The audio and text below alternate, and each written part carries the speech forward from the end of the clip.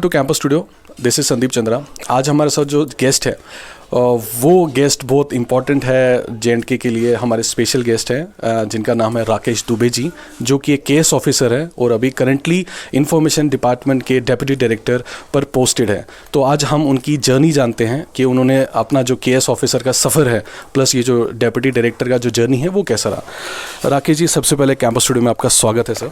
शुक्रिया, धन्यवाद सर। मुझे सबसे पहले ये बताइए सर, आपकी जर्नी कैसी रही सर डेप्यूटी डायरेक्टर तक।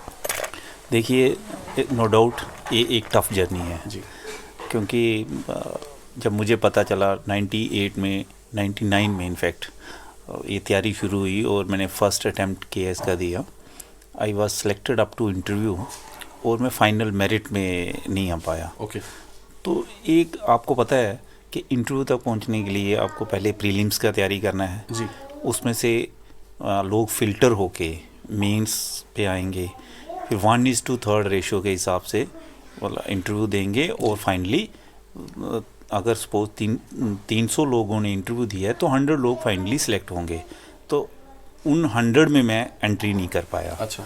फिर सेकेंड अटैम्प्ट 2004 में दिया, वहाँ मैं मेंस तक ही क्रैक कर पाया और कुछ नंबरों से मैं इंटरव्यू के लिए छूट गया। अच्छा। Just two marks. एंड फिर थर्ड अटैम्प्ट में मैं फाइनली मेरी सिलेक्शन जो है as a KS officer 2008 batch में 2008 बैच में। सर फिर आपकी जो आफ्टर केएस के बाद आपकी पहली पोस्टिंग कहाँ थी सर? देखिए, मैं first time BDO headquarter Poonch में पोस्ट हुआ था। अच्छा। तो मेरा आरडीडी जो मुझे कैडर था वो आरडीडी कैडर था। तो आरडीडी में जो ऑफिसर्स हैं वो एज ए बीडीओ प्लेस होते हैं और मुझे रिमोट एरिया मतलब पुंछ को सर्व करने के लिए कहा गया। एंड उसके बाद सेम मंडी पुंछ में ही एक ब्लॉक है, वहाँ पे गया। देन बैक टू जम्मू, फिर बिश्ना, पुरमंडल और रामगढ़, ये 5 ब्लॉक हैं जहाँ पे मैंने सर्व किया हुआ है। देन मैं कुछ टाइम के लिए डीपीओ पब्लिसिटी जम्मू भी रहा। देन एसीडी ले, ये सब मेरा आरडीडी से मैं था, तो मुझे गवर्नमेंट ने प्रेफर किया कि इसको आरडीडी में ही रखा जाए। अप टू एसीडी ले इट वाज ओके। फिर शिफ्ट किया सरकार ने और मेरे को डिप्टी डायरेक्टर एम्प्लॉयमेंट उधमपुर में पोस्ट किया गया। अच्छा। वहाँ कुछ देर सर्व करने के बाद finally I landed in information. तो आजकल मैं इंफॉर्मेशन में। सर अभी कितना टाइम हो गया सर इंफॉर्मेशन में? तो मेरा 2 साल प्लस हो गए। 2+ हो गया। सर इंफॉर्मेशन का क्या डिपार्टमेंट कैसे काम करता है सर? देखिए, इंफॉर्मेशन इज़ बेसिकली एक नोडल डिपार्टमेंट रहता है। गवर्नमेंट की जितनी भी अचीवमेंट हैं एक, और जितनी एडवर्टीज़मेंट है नंबर 2, ये दोनों को लोगों तक डिसमिनेट करना, this is our prime role. Okay. Focus जो है इन 2 चीज़ों पे है। सर जैसे अभी हमारी स्टेट यूटी में कन्वर्ट हुई है, तो यूटी में कन्वर्ट होने के बाद जो केएस और आईएएस का है उसका स्ट्रक्चर में कुछ चेंजेस आए सर? देखिए, आईएएस में तो कोई स्ट्रक्चर में चेंज का कोई स्कोप नहीं है। हाँ, केएस में भी पर से कोई स्ट्रक्चर में चेंज नहीं होगा। बट जब केएस से कोई ऑफिसर 2019 के बाद प्रमोट होके आईएएस कैडर में वो जाएगा, तो पहले अर्स्टवाइल जेएंडके स्टेट कैडर मिलता था किसी भी आईएएस अफसर को। चाहे वो डायरेक्टर रिक्रूट हो, चाहे केएस से आईएएस में प्रमोट हुआ हो। लेकिन अब बिकॉज जेएंडके स्टेट नहीं रही तो स्टेट कैडर भी नहीं रहा।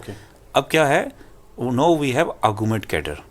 तो 2019 के बाद कोई भी ऑफिसर केएस से अगर आईएएस में जाएगा और 2019 के बाद उसको प्रमोट हुआ जाए, यानी 2019 से पहले जो वैकेंसीज एक्रू हुई हैं वो नहीं, 2019 के बाद की बात कर रहा हूँ, तो they will be given argument cadre. तो अब जेके कैडर नहीं होगा। आर्गुमेंट कैडर का मतलब है कि अंडमान, गोवा, मिजोरम और यूनियन टेरिटरी जितनी भी हैं, इनमें ही are she can be posted. बस यही एक चेंज जो मुझे लगता है। और सर ये जो एग्जामिनेशन है जो केएस के हैं वो ऑन टाइम होंगे जो एज इट इज होते रहते हैं? उसमें तो कोई है नहीं। केएस एक मिडिल रैंक ऑफिसर्स हम लोग रहते हैं और कहीं भी यूटी की ब्यूरोक्रेसी में to run the UT KS cadre में वो उसका वो जो इसको मतलब कहीं ख़त्म जो लोगों में जो मिसकंसेप्शन है कि ये ख़त्म हो गया या कुछ ऐसा, वैसा नहीं होगा। ये वैसे ही ज़रूरत है जैसे आईएएस कैडर की इसमें ज़रूरत रहती है। सर उन स्टूडेंट्स के लिए जो अभी प्रिपरेशन कर रहे हैं, तो अभी तो आई थिंक मेंस का एग्जामिनेशन उन्होंने दे दिया है, अब उसका ही रिजल्ट का वेटेड कर रहे हैं, तो होपफुली वो जल्दी आ जाएगा। Yes, ये तो है, ये कंफर्म्ड है सर। वो जल्दी आ जाएगा सर। तो इन द एंड सर उन स्टूडेंट्स का ये कन्फ्यूजन जो आपने दूर कर दिया, एंड बेसिकली जो यही क्वेश्चनर था कि क्या ये जो कैडर है वो रहेगा नहीं रहेगा, तो ये आपने क्लियर कर दिया। तो इन द एंड एक और जो मेन है जो हमारा JNK से रिलेटेड है, वो है कि जब यूटी बना तो यूटी बनने के बाद जो जम्मू एंड कश्मीर का जो इकोसिस्टम है उसमें क्या चेंजेस आएगी? देखिए, एक वाल था पहले, उस बाल में हम अपने ही मस्त थे। अब वो बाल हट गया है, तो we are competing with rest now. हम बाकी जगहों से, बाकी यूटी से, बाकी स्टेट से भी कम्पीट कर रहे हैं। ठीक है। एक जो आयरन कर्टन था वो ख़त्म। एंड नंबर 2 देखिए, यहाँ से लोगों का कुछ चीज़ें हम लोगों से बाहर वाले सीखेंगे और कुछ बाहर वालों से हम लोग सीखेंगे, इसमें कोई दो राय नहीं। नंबर 3, कुछ चीज़ें जो हैं वो उसका ऑल टुगेदर चेंज होंगी, माइट बी डेवलपमेंट ज़्यादा होगी, बिकॉज पहले हम लोगों पे सिर्फ स्टेट एडमिनिस्ट्रेशन का कंट्रोल था, तो दिल्ली से हमारे कान कम ही खींचे जाते थे। अब सपोज कोई ऑफिसर्स, कोई ब्यूरोक्रेट, कोई डिपार्टमेंट कम काम कर रहा है, तो वो डायरेक्टली उसके कान खींचे जा सकते हैं। ये तो आई पर्सनली फील कि इसमें आप देखें कि इंफ्रास्ट्रक्चर डेवलपमेंट में चेंज आएगी। सपोज जम्मू अगर स्मार्ट सिटी बनना है तो जल्दी बनेगा।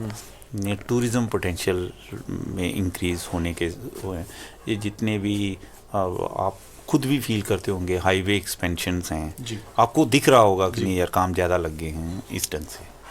सर अभी जो आपका व्यू जानना चाहूँगा सर, हमारी जो स्टेट के यूथ है वो काफ़ी अनएम्प्लॉयमेंट है, तो उस एरिया को कैसे देखते हैं सर आप?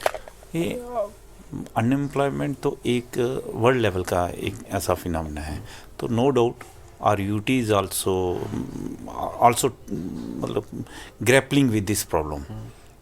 लेकिन मुझे लगता है कि जैसे with the formation of UT काफ़ी सारी चेंज आएंगी, इंडस्ट्रियल सेटअप होगा, जल्दी ही हम लोग इन्वेस्टर समिट भी करने जा रहे हैं, काफ़ी सारा मुझे लगता है काफ़ी सारे यहाँ पे एवेन्यूज़ और खुलने वाले हैं, तो उससे अनएम्प्लॉयमेंट तो प्राइमरीली दूर होगी और हमें काफ़ी एवेन्यूज़ मिलने वाले हैं इसमें। सर इन द एंड जो हमारा यूथ है जो स्पेशली KS की प्रिपरेशन करता है, IAS की प्रिपरेशन करता है, उनके लिए क्या संदेश है सर?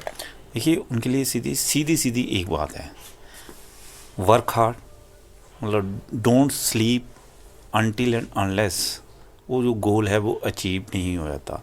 तो APJ अब्दुल कलाम आज़ाद साहब एक बात कहते थे कि dreams are not those which are seen during sleep, but dreams are those which don't let you to sleep. हाँ, तो मतलब उस लेवल पे, उस ढंग से, उस प्लेटफॉर्म पे ये सोचें बच्चे, तब भी कुछ होगा। और